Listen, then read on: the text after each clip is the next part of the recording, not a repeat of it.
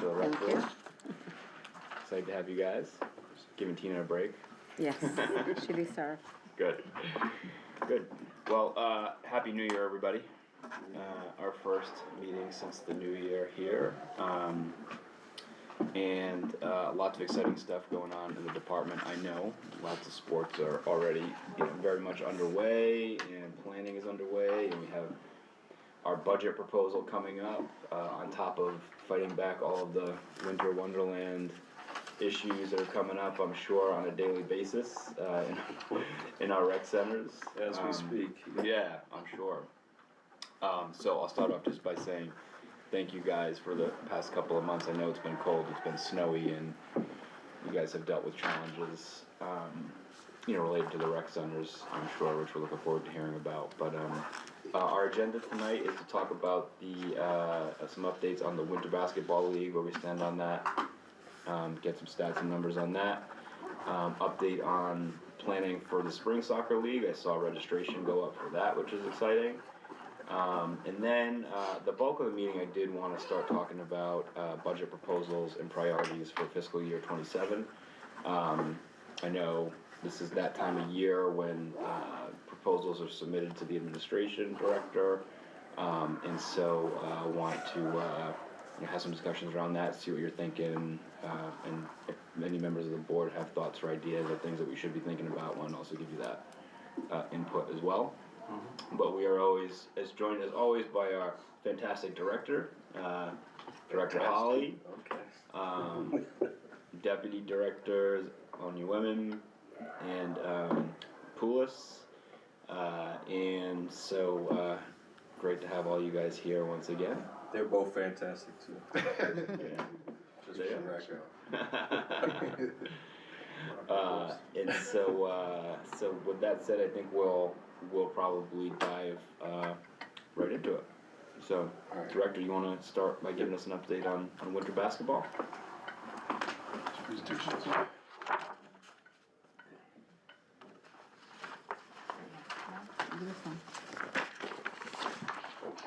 doing that? Yeah, I think so.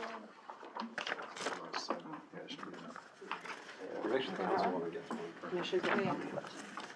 So why don't we just start out by going over the overview of, is it too small for you? A little bit. We can make it work. I made sure I left my glasses at home and then I went back and got it. This is effort to save on any waste, and No, I'm all about it. we wanted to make sure you had some room for, to take notes if need be beside it, and that. Apologies, next time we'll maybe do two to a slide or something like that. I have an extra pair if you need them. Why don't we just go over an overview of the basketball league where we've ended up. So that for the 10 and under, there's 18 for boys division. 10 and under, there's 8 teams. 12 and under, there's 8 teams. 14 and under, there are 9 teams. And what I mean by teams is 9 recs, 8 recs that are participating. Playoffs will begin March 7th. Championships will be at Providence College on the 14th. How many games are in? There's 7 games in? 7, 8, some division. 7 or 8 games into the season. Then we have the girls division. 10 and under, 6 teams, 6 recs, 12 and under, 4 teams. 14 and under, 4 teams, and again, the playoffs, March 7th, championships, March 14th. Can you go through the numbers one more time on the boys team again? So 10U was 8 teams, right? Say it again, 8 teams. 10 and under, 8 teams, okay. 12 and under, 8 teams, 14 and under, 9 teams.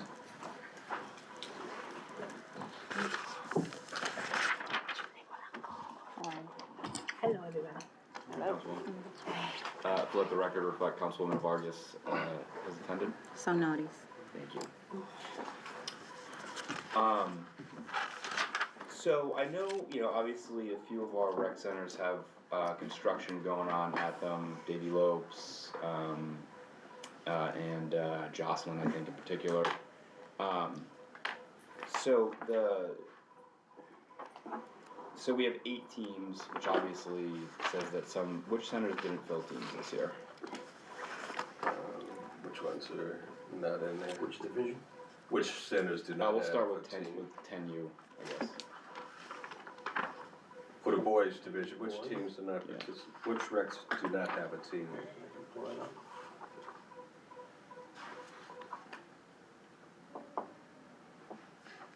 To tell you which teams do, Kennedy, Zuccolo, Weston, Vincent Brown, Battistini, Rogers, Sackett, and Davy Lopes.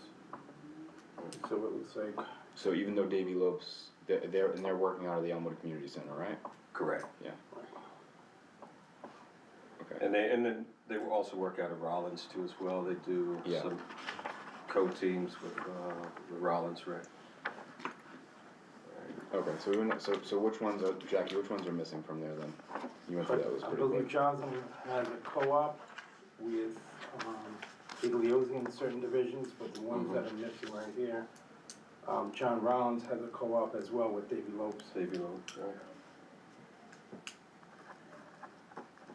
So what have you guys found, 'cause I don't remember, in previous years, mostly every rec center were able to field teams. Was there a drop off in interest this year, or do you feel like the communication might be something that we didn't do, were the things that we didn't do before that we did now, or what do you attribute the drop off to? I think it's a multitude of different things. We have to do a better job of getting teams to participate, for one. But I mean, I'm not here to throw the directors under the bus or No, anything like that. of But course not. we need to just do a better job of planning ahead, starting the league earlier, maybe. For basketball, with that being our core league, Yeah. I don't want rec centers to be all about basketball. However, 3/4 of each of our facilities is a basketball gym, so we need to focus on justifying the existence of that. Well, not only that too, but basketball's always been one of our more successful programs in terms of youth participation. Yeah. Um, I think it's getting tricky too with some of the guidelines we have for participating in the league too. Our rules for participating are a little bit more stringent than what the middle schools and other schools too as well, as far as grade requirements and things like that. That comes into a factor too as well. We don't accept failing grades. That could be problematic with some numbers dropping off too as well. What other reasons can you guys think of? I think one reason, if you can follow the sequence of this, middle school leagues have increased. They've increased in teams. And some of the feedback that I'm getting from some of the parents is they'd rather have their child pick one or the other. So if you can imagine that their child plays in a middle school game or is practicing middle school, right after school, they know where they're going right after school. By the time that's finished, 5:15, 5:30, and they rather have their children come home as opposed to going to another practice for a second team. So a lot of times what I'll hear is a mom or my parent or my guardian just wants me to play on one team, which is my school. And, you know, And I think some schools do not allow them to participate in both leagues too as well. So that's a drawback, where they can't play in two leagues. Right, but that's, I mean, the middle schoolers are more the 14U and I guess the 12U somewhat, but that's not 10U. we have 6th, 7th, and 8th. Yeah, but 10-year-olds aren't, 10-year-olds are 4th and 5th. Right? Yeah, Yeah. 5th would be the oldest. Yeah. I hear think that. it's no one Yeah. magical answer to that. It's something that, and moving forward, we're going to take a look at basketball year round, keeping the teams together year round, keeping the engagement year round, also cultivating more coaches that we can have for our teams too as well. That becomes an issue with the lack of coaches available. So as it says, no one magic answer. Councilman? Thank you, Chairman. Two questions. Like a really concerning numbers that just kind of like stick out is there's only 4 12U and 14U for girls. How does that compare to like say the last like couple of years? Not just last year, but like past couple of years. So, if I may answer, Go ahead. in 2020, we had just as much participation in the girls and the boys. We actually had a playoff kickoff at Roger Williams Park Casino with brackets. We had bracketology. We had the trophies there. There were actually more girls than boys that attended the championship kickoff for dinner. COVID hit, and no excuses. 5 years later, 6 years later, COVID hit. It hit the girls' league harder than the boys' league, and that's factual. We can produce numbers for that, and if you need them, we can get them to you. We're slowly rebuilding the girls' league. However, to Sean's point, there needs to be more outreach, there needs to be more communication, there needs to be more opportunities, there needs to be more welcoming for females to come into our rec centers to feel comfortable that they're in a safe environment with good coaches who are mentors, who have played, who have been alumni. There needs to be a strong outreach and strong encouragement that way. So 4-4 is low. It's not unprecedented. There has been 4 before in the past. I remember several years ago that there was a total of 6 games in one division. And 6 games, to point out, is, if you're involved with sports, that's not a league, that's a tournament almost. So it has been up and down. But the girls who are participating, they're extremely enthusiastic. There's a lot of talent in the league. And the ones who are participating is going well for them. Can you just remind me, Jack, what was the numbers for the 12U girls and 14U girls last year? And I believe it was 5 or 6 for each 5 or one. 6? Yeah. Slightly lower. Yeah. Last question, was lack of coaches an issue this year? It can be. Coach It can be Rakuma, if you allow it. was it a challenge this year? Or like how did it? So we would never turn away, we would never not field a team because there wasn't a coach in place No. at that point, right? No, Okay. because everyone has paid recreation staff, and they do coach, and which we encourage someone who's on your staff should be able to wear multiple hats. Summer season, they can be a camp counselor. Winter season, they can be a coach. So you have to be well-rounded and wear multiple hats. Sometimes parents will coach, which is great. But when the child ages out, the parent goes with the child. So then you have to start of over course. again. Yeah, I mean that's typical of a lot of leagues. recreation leagues, that's just the way it goes, yeah. But just to kind of piggyback, I think I see a little bit of an opportunity here. I know throughout the fall, and I know, speaking with Sean, there's been a little bit more of an emphasis for us to have more girl-specific programming. If you've seen some of the girls' events, the girls' clubs at different rec centers throughout the fall, that has brought a lot of girls into the rec centers in one place, and it creates an opportunity for us to kind of recruit those girls in that same way. And then I know Sean has spoken about a few times just being able to have more of a rec center at each center, involvement in some of our recreation-wide programming, i.e. The soccer league, as well as, for example, Biddy. I think previously we had rec centers bringing their teams to Biddy before, and then we transitioned to more of a instructional league. But that kind of allowed the main office to kind of highlight their ability to put on an event. But I think bringing back those rec center directors involved into that Biddy league, that youth developmental league, can help to breathe that pipeline. Because we have seen at some of our locations, some of these Biddy kids become the 10U team, and then the 12U team, and the 14U team. So I think, those conversations are happening about kind of restructuring what that looks like. And I think a lot of those girls events, and then also our center participation in city and recreation-wide events or programs will help that. So are you saying that the Biddy League, because it's all at the West End, that the relationship isn't built with the local rec director to be able to field those kids into the 10U team? What I'm saying is it helps that specific host location. But Yeah. instead, having more of our centers across the city involved in that specific program would help for them to recruit their 10U teams, Right. and 12U teams, and so on and so forth. Yeah. Also, there's been a lot of new coaches this year, so there's a lot of new faces in the league. Yeah, that's great. Yeah, there really That's what we is. want. We Male want more and people to female. get involved. Yeah, male and Volunteers. I mean, that's great, but it's also goes back to, when you look at low numbers, a lot of these young ladies like to stick with the same coach, to Yeah. build with them, build their rapport with them, Yeah. build that relationship with them. So if we can lock into coaches that's Yeah. gonna stay there year in, year out, that's gonna help the growth too, from year to year. I mean, look, we're not accepting these numbers. We know Yeah. there's room for improvement. We know we have to. Girls in sports is a priority for me. Before I took this job, and certainly it's going to be a priority in moving forward.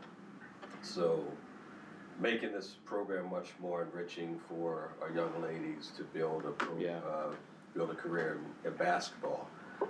Women's basketball is. I'm a huge fan favorite of that, so that's something that's on my watch, and along with my teammates here, we're definitely going to improve that and make that better. Unfortunately, we've always had a pretty large gap, I think, in girls' participation. And I'm not trying to say that's okay by any means, because it's not. We need to improve on it. But I was pretty concerned about the boys' numbers this year, because that's a drop off from where we've been. And I think we do need to obviously keep on putting resources into making sure that we have girls' programs that are functional and that we're getting as many girls to participate as possible. And I think that's a larger overall strategy. But I do think if there were certain things this year that we need to focus on to be sure that we don't have sort of the fall off for the boys program again next year too, that we need to really, sort of zero in on that and see what's up. As I mentioned, there's a lot of layers to it, Yeah. even with our registration process. Yeah, I all know. all the things that we have to collect and verify and all that becomes a deterrent too as well. So I think we need to revisit the whole situation. I will take this opportunity to say that our athletic coordinator, God bless. Shannon Perry, has done a masterful job in cultivating this league, boys and girls, given some of the roadblocks that she had to face through this, and I do want to give kudos to her for Yeah. Jenna? Yeah, I just had whose daughter is a new couple thoughts. Yeah, so my daughter's 10U, which is great. It's been her first time joining a rec league, and she's had a great experience. I asked her for feedback coming to the night, and she said they have a working scoreboard, which she was amazed by. Because baseball doesn't have one, and her other sports don't, so that was a plus with working scoreboard. I think, Sean, you and I spoke, registration was really difficult, right? Even though we're promoting online registration, it wasn't available through Vincent Brown. You had to physically go pick up the packet. We went to return it. They didn't know how to receive the information, and it didn't even label all the things you necessarily need to register. So we got a text message one morning at 7 a.m. being like, if you don't have your report card in by 8 a.m., then they can't play in the first game, right? And it's it was a little frustrating there. So I think, we've had a lot of issues with the gym not being available when it's supposed to be available, canceling practices. So it's definitely been a little more frustrating, I think, than some other leagues, like maybe a middle school league that is, more set. And one of the reasons our basketball practice has been getting canceled is because Nathan Bishop practices at Vincent Brown and plays at Vincent Brown, which to me is weird, right? Because didn't Nathan Bishop remodel their middle school and they have a gorgeous basketball court there? I'm not So sure. why are they playing and taking up the time at the Vincent Brown Rec Center, I guess is my question. So I think maybe we could dive a little bit more into that. I was told the middle school basketball team practices at Vincent Brown instead of at Nathan Bishop. Right. I know So, that- But a rec programming should supersede any outside yeah, rentals. absolutely, right?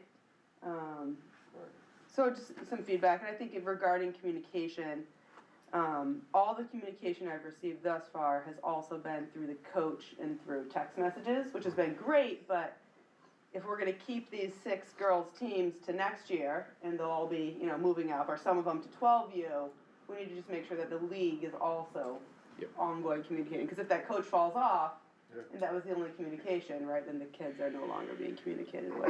And that's a perfect example. You have a great coach. Mike is Great coach. great dude outside of all, but certainly, great coach as well. But yeah, we need coaches like him to stick with the program and grow with the girls too as well. Yeah, and unfortunately, he's been very frustrated by I know. the issues, so like, Yeah. that's a reason a coach would drop off too. So Right. we need to make sure we're keeping these good coaches. I just have to, one of the things you said about online registration in particular, because this board worked, you know, particularly hard on making sure that there was an online registration platform and that, you know, rec centers were using it. Director, I just think, you know, we really need to reinforce with our directors that, like, the only way for people to sign up is to physically come into the rec department. That doesn't help our numbers either. Like, that's really sort of unacceptable on their behalf. They really shouldn't be saying that to constituents, because we have an online registration tool, and, you know, whether it's more training for them so they, like, better understand how to use it or whatever it is, we really need to, like, be training our directors, I think, more to be able to embrace new technology. Not everybody has the time to stop into a rec center in person to do it or sign up. And then I know that there are definitely pieces of it too, like you mentioned, that we require around report cards and different things like that are very, you know, sort of cumbersome to track down. We've had this discussion in the past in this board about why, you know, people are required to submit their report cards, and I think in general, while we sort of understood the general concept of it, I always go back to, well, what the kid that we turn away, if we're turning them away because their report card wasn't sufficient, what are they doing? Are they sitting at home playing video games, or like what's going on? Like, I actually think that's one of those things that we should revisit around the school report card. I do think it's a recreation league and kids should be able to play.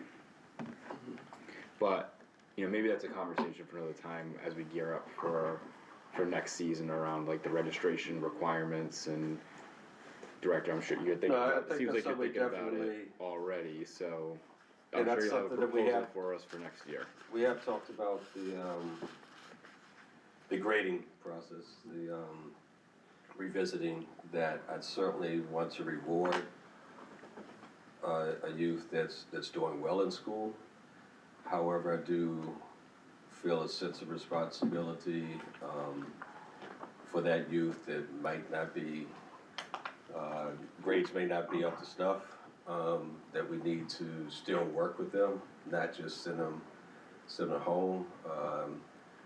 Putting my educator hat on, I think we should have some sort of responsibility to, whether it's tutoring or allow them to play, but work with them or make sure that they're working towards getting their grades higher or something like that.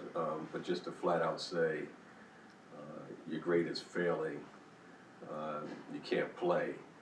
I don't want to get into a process of rewarding too much failure. But I think if there's a youth that's going to work with us and getting their academics better, then I think that's something that we need to take a serious look at. Yeah. So can I just go through the process really quickly, because it's not Sure. difficult as everyone thinks it is. So you have an application, whether you do it online or you physically fill it out. It includes transportation waiver, it includes waiver of liability, it also includes a photo permission, which is very important. When taking photos, putting them online, it probably takes no more than 5 minutes for the parent to fill out. Included in that is a section where it says, can we have access to your child's grades to the school department? So there's another section, I'm not sure if you're familiar with it. She's in a charter, so she couldn't, yeah, it didn't work. So the second portion of that is, you must bring a birth certificate so you can play in the division that you're supposed to be playing. So we don't have 13-year-olds playing in a 12-year-old division and so forth. The last portion is the report card, and to Sean's point, we don't turn anyone away totally. I think you and I spoke about this, Tony, that if someone is failing, they have an opportunity to get their grade up within the next 4 weeks to come back and play. There's a safety net. We don't just say, okay, you're done, and then that's it. We don't give up on anybody. We give every child an opportunity to get your grade up. And we ask each and every one of them, if you need help, you need tutors, let us know, because we're in contact with the school teachers, we all share the same kids.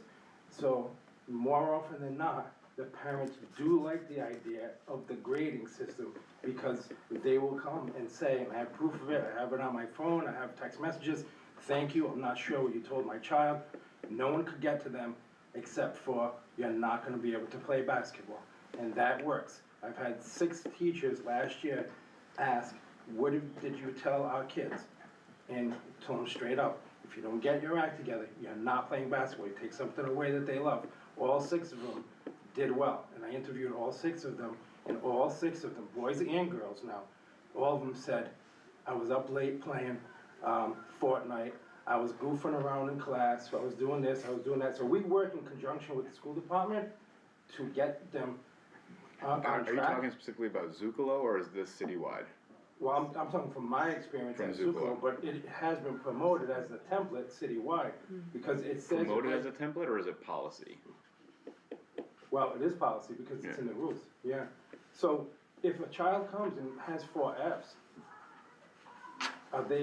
should they be rewarded by playing basketball? Even though the schools allow it, can we be better than that? I think we should be better than that. I think they're called the student athlete for a reason. Student comes first, then they're an athlete. But the parents welcome the extra layer of help, because a lot of parents working 1, 2 jobs, you know, and they welcome the help. Now, does it work for everyone? No, sometimes. And are those students, I'm sorry to interrupt, are those students allowed to practice and just not play in games? Correct. Or do you completely say you can't No, step you foot can in still the... practice, Okay. but you're not allowed to be on the team. And part of being able to play on the team is to pass. Now, we allow 1 failing grade. 2, no. So they have to really get, 1 more grade up if they're failing, 2 for whatever reason. But it does work. So I'm all for it. I know, everybody's, just want to make it clear what the process is, that we don't turn anyone away ever. You get an opportunity to make up your failures, and that's true. You get 1 month. We also, because we have an add-on date, that add-on date, you bring your report card to us, but in the meantime, do you need help? We'll reach out and get it, because you don't want to say, you're done, go pass on your own. They're not gonna ask you for that, but if you offer it and have a meeting with them or the parents. The other thing is with the in-person, filling out the applications, et cetera, you meet the parents. They're required to come in. Every parent has to come in with their child for practice. So it's not like they're going totally out of their way to physically fill out. The easy way is online, and don't show up at games or practices. We want to see people coming in. I want to meet parents. I want to see what home you're coming from, and if I need to contact your parent, we have a meet and greet. Sure. So the other way, it's kind of like, in my opinion, okay, it's a good opportunity, but it's not personal. Recreation is for personal relationships, and we want all the parents in the building because they may not know certain things. Some of the parents don't even know their kids are failing. They don't know because the child goes on Skyward, and they get their report cards on their own. And the parent said, I have no idea. I've seen it so many times. I had no idea my child was failing, but thank you for pointing that out. And I want to say the reason why they're not playing, unfortunately, is because of their grades, but we're here to help. Now, there's some instances that don't always work out, but there's some that really do, like the ones I was pointing out to you last year, and it's boys and girls, Yeah. So I just wanted to be clear Yeah, on the no, I process, appreciate that. I do appreciate that. I think, Director, this is your first, right? This is your first basketball season? Yes, well, in this role. Yeah, in this role. Yeah, Right. But At Rogers, I had a. seems like there are lots of lessons learned from this Oh, for season sure. that you're gonna be working on for next season, so we'll, Yeah. I think as we get towards, August or September of next year, and we start thinking about Yeah, I'm already anxious and basketball looking again, at we'll probably see a new proposal from you, I'm sure, about what this might look like for next season. Mm-hmm. One other quick thought. My other daughter's at Barton Gregorian, and they have a co-ed basketball league there. And I wanna say they have every year, like, 5 girls try out for the team, so not many. But about 25 girls try out for the cheerleading team, and they do cuts, which is crazy to me. But have we ever thought of making like a formalized cheerleading league to run in parallel? I know like maybe 1 or 2 rec centers have done it before, but like across the entire rec center, running cheerleading in parallel with basketball? There's been an increased interest in developing cheerleading teams. Suplu does a great job with one. Who else has one? Kennedy. Kennedy, I think, was interested in setting one up, and I think Right. West End is As working to well. build that up as well. I have a program lined up with Providence College cheer and dance team where we're going to take the girls that are cheering over there for a practice. So we are looking at increasing that too as It well. might be nice to make it formalized across the entire league. So every rec center does have the opportunity to have a cheer team.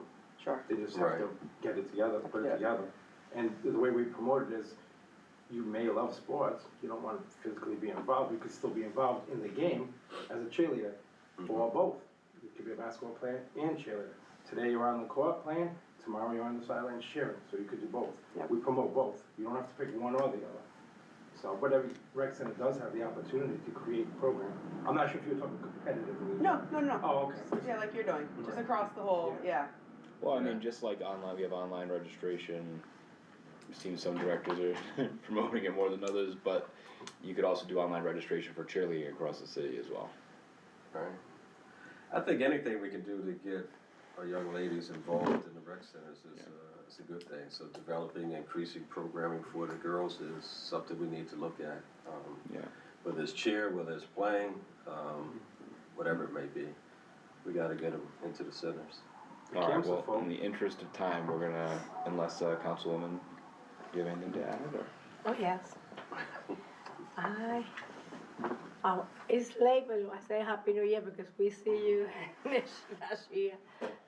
And I'm so happy that the Recreational Inclusive received $1 million to fix so many things. I feel happy for that. And another thing, observation in the recreation, in my recreation, is when they have the renters and the kids coming in, they say, hey, we want to play or want to do something. Oh, we renters. So the kids have to go away. And I feel bad if the kids go away because sometimes when he's, doing play or doing something else, he's not doing bad things. So if he's coming for the little group, hey, we want to play. Oh, I'm sorry, we rented. For me, I suggest when you rent it, post it online or doing whatever, and then kids know and not have to miss in the time over there. Or often something else. Hey, we don't have that, but we can sit down. You want a little book, or you have a little playground. The kids go fool around and be involved to the recreation. Because so many times it's renting, and the kids for the neighborhood sometimes don't have the time to get it in. So this is my little observation. Yeah. And then we have to And take once care again, of with the rentals, that's a whole nother ballgame. Yeah, probably a topic of discussion for another time. But I will say there's a lot of factors that go into that. We get requests from your colleagues to want there to be rentals in certain centers, and we're trying to accommodate everybody. I've inherited the rental situation that we have now, but I know the three of us are working very tightly on looking at our rentals coming up to try to measure that out so that we're not taking away from time that is meant for the recreation center. And we need to take a look at our rec centers to make sure, see if there is some downtime with activity at their rec center, then that's a perfect time for a rental to be in there. But if it's a vibrant time period in that rec center, then we certainly should not be taken away from the youth that come to the rec center to participate. Those youth should always supersede over any rentals or whatever out there. But that's something we need to look at moving forward. But that's the rentals is a tricky process. Alright, we're gonna move on to our next agenda item, and that's kind of good transition to soccer, and we'll talk about online registration and whatnot, so. All right, soccer, once again, overview. It starts on Saturday, the 25th. It'll be at Buckland Field, which is over by, attached to West End. It's the current registration. I don't know if you can see it, for 5 to 6 year olds, 7 to 8 year olds, and 9 to 10. But the soccer as a whole, we're revamping that too as well to create something called the Providence Recreation Soccer Academy. So underneath that will be the soccer league that took place last year. That same league will move forward. But also along with that, we are going to make sure there's 100% participation by each rec center with youth playing in that soccer league. In addition to that, each recreation center is going to receive sort of skills and drills type of training, soccer training at their centers. We will be hiring somebody to, we're looking at if we have somebody on staff to train our youth, primarily focusing on our younger youth at each recreation center to develop soccer skills and to gain interest. Soccer is a major sport. It's not too far off the path of basketball, might be even ahead of basketball at this point. And certainly in our community, Providence community, soccer is a huge, huge sport that we need to really ramp up our soccer program. We're going to be involved with the World Cup program that's coming up, so we need to definitely have a revitalized soccer program. So that's kind of overview. Anything you guys want to add about soccer? I think you covered it well. Where do our numbers compare compared to last year? Do we know on the soccer registration? At this point, I think we're ahead of schedule, honestly, in regards to where we're at for registration. Because again, we're still 2 months out from the start date, and we take registrations up until the day of the program. So again, I think we maxed out last year at 80 for all age groups. So that's the goal.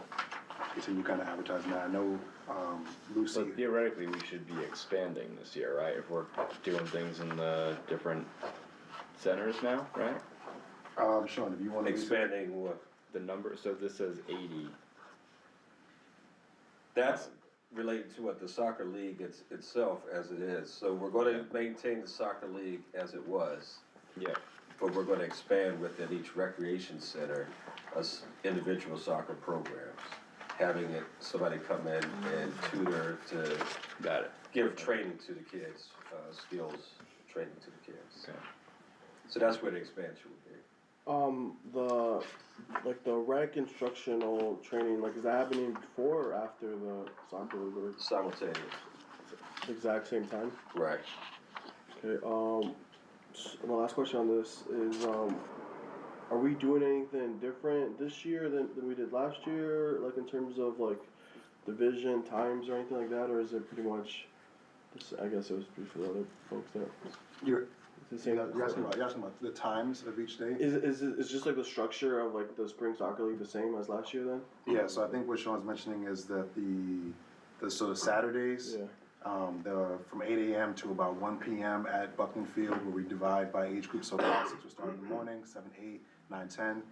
That will maintain, but I believe we're looking to add some additional instructional programming at the individual rec centers, because again, that's a recreation-wide program. A lot of our main office staff does help to put that event on, but I think engaging some of our center directors in some soccer instruction is the goal there, is to expand upon that programming within the rec centers as opposed to just at Buckland Field.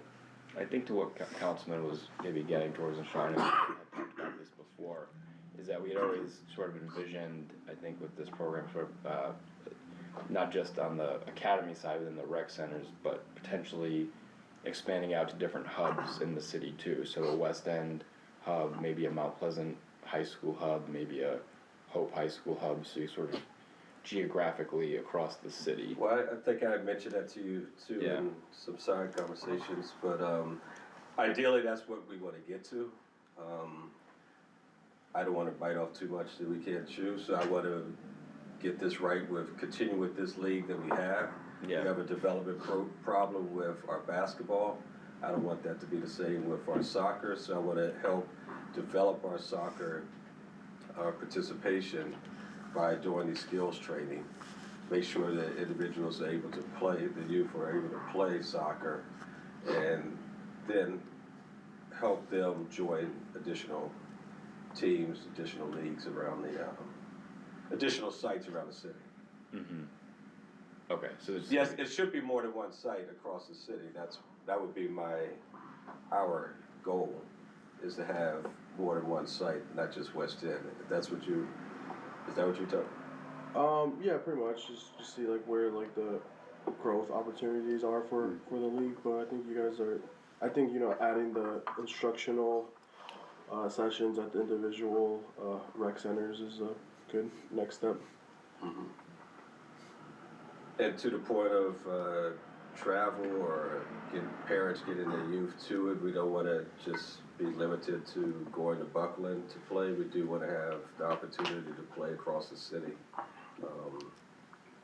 I think it just makes for a more vibrant program anyway, getting youth involved all across the whole city.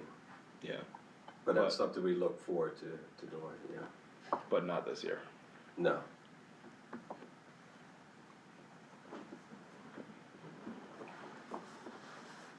Alright. Would you advise we do that this year? This is now, we're going to our third year, right, with the soccer plan. I do think that there are, Providence is Providence. Like, there are certain people in the city that won't go from Mount Pleasant to down to West End. There are people that won't go from West End to to the east side. There are people that won't go from the east side to Mount Pleasant. Like, it is one of those very sort of territorial things that even if it's just one other site that maybe we try out this year, I was always sort of under the hopes that we would, I'm speaking for everybody here, but I was hoping that at one point we'd at least start to branch out and do more than one location on it. I wasn't here last year. Can somebody help me understand what was the participation from our recreation centers as far as soccer goes? Last year, was there 100% participation? No. Not from our recreation centers, no.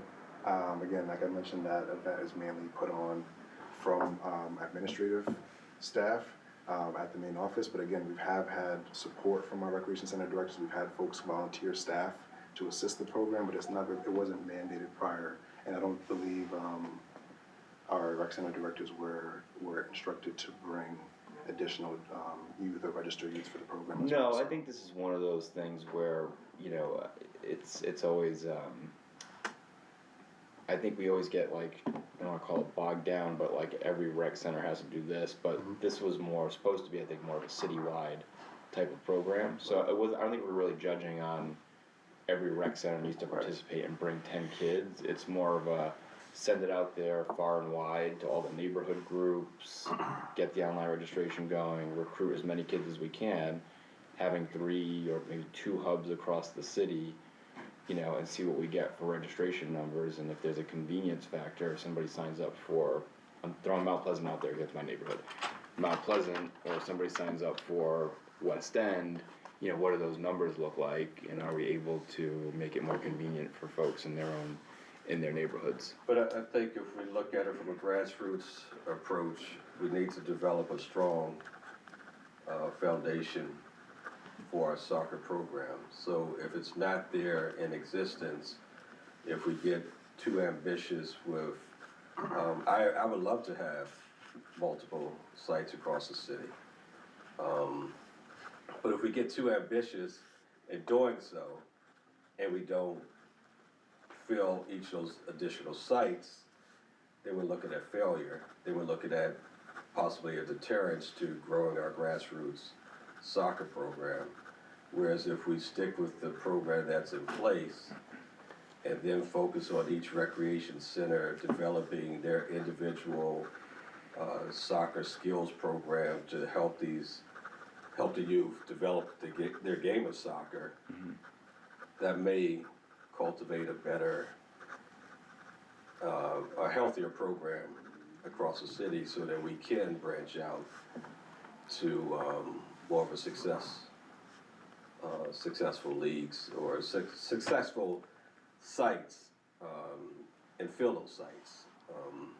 We see the numbers are down in basketball, which one would think is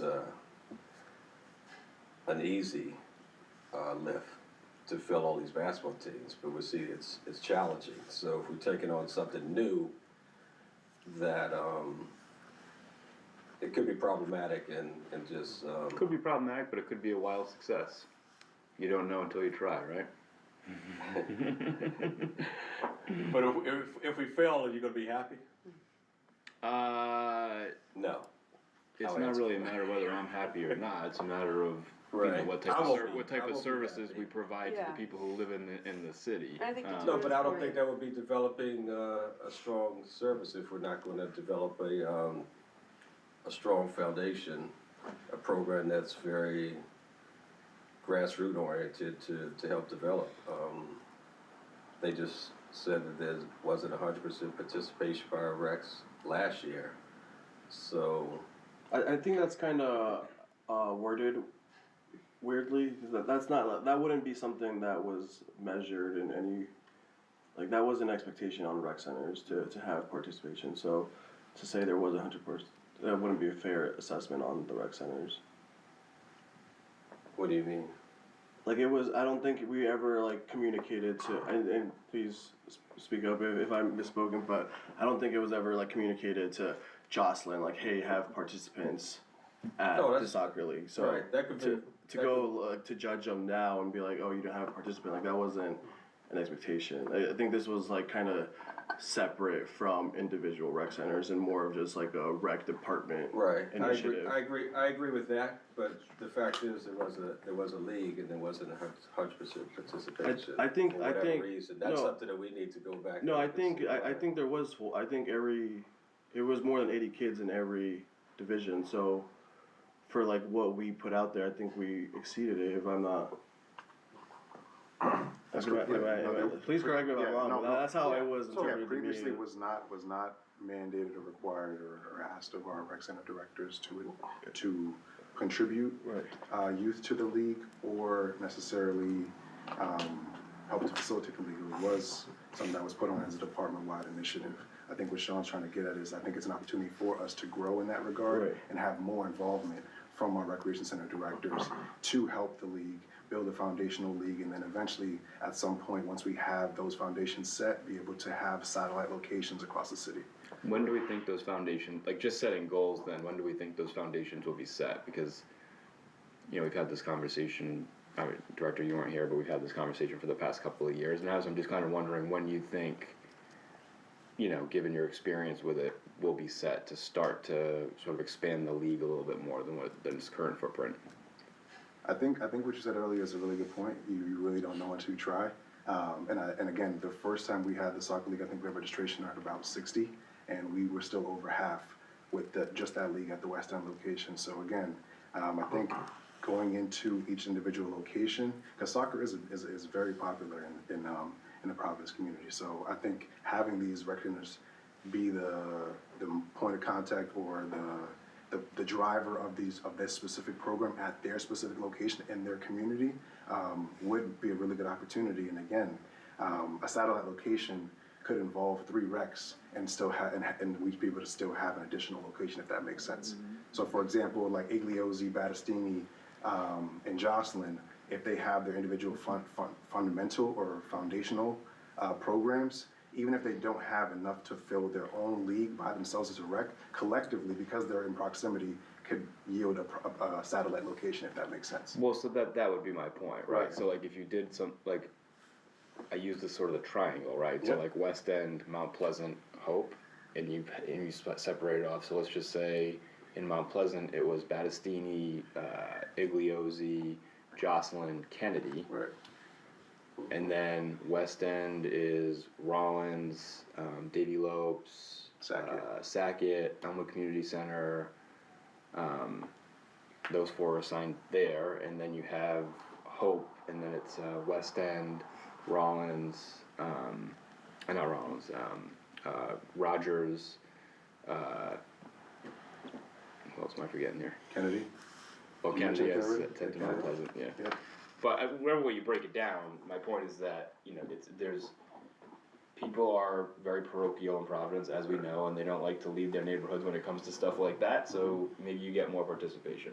Yeah, and I think just to piggyback that exact point, kind of catering to that, folks wanting to stay within proximity of where they reside, setting these foundational leagues at each location will give us a good understanding as to what the numbers are at each location. And when we set the satellite location, we have an understanding of this is popular in this triangle versus this triangle. So giving us a good idea of where to put a satellite location too as well. Yeah, I used to think about the timing on all Yeah. of that, right? Because you're gonna be testing it out while the soccer league is going on, so you miss a whole year and you gotta catch up to it next year. But that's, you know, something I think for you guys to consider, I think, as you know, sort of plan it out. The one thing I just wanted to interject there is a difference between mandating and encouraging. Yeah, I So don't like what- mandating is not. Yeah, sorry. you know, Right, yeah. but we've encouraged, and currently we have flyers up at every rec center with a QR code. Keep in mind, right now, we have the attention of several hundred kids in basketball. This is the time to promote this right now. And with the QR codes, with the sign-up sheet, I know it sounds old school, but the flyers are up. Several rec centers have maybe 100 or so basketball boys and girls right now. I'm sure a lot of them will be looking for something to do in the spring, even if it's the first time. I remember last year seeing 5 to 10 first-time soccer kids that fell in love with it, especially the uniforms. You know, it was very organized. It looked like it's been an established league for a long time. So, you know, Soccer kids is an get excited entry-level about sport. uniforms, they Yeah. get excited about coaching and instruction, and the presentation at West End, that field is beautiful with the old equipment that we purchased as well. So now's the time, and we've already started with the flyers, QR codes to push. Even if you get 1/10 of what we have in the basketball league, it's still a significant number. 'Cause Yeah, it's 700. soccer is an entry level sport for a lot of kids, especially like the young kids, and so